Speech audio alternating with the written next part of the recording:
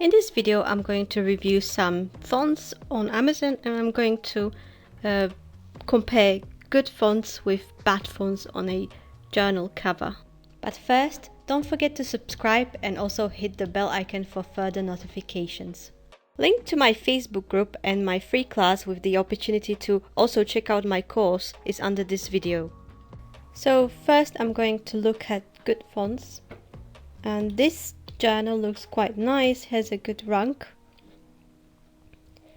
and the fonts are quite nice and clean. Looks like they're writing something on a blackboard.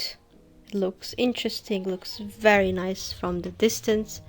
Another example would be this one, for instance. This is also nice, clean and simple. Another good example would be this one. The fonts are easy to read and they look kind of cute on a dark background. And now we're gonna look at bad fonts. This would be a bad font. Why? Because it's too small. It's very hard to read. You need to bear in mind that people are browsing Amazon, and this kind of image will be much smaller. So from a small thumbnail it will be extremely difficult to read what this means, and this font here is just too dark, so it will be very difficult to read from a search. This is a bad example. Another bad example would be this one. Things I want to say to my players, but I can't. It looks fun, but there's still something. It just my first impression is that it looks cheap.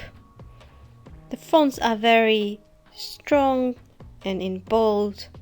It's not speaking to me at all.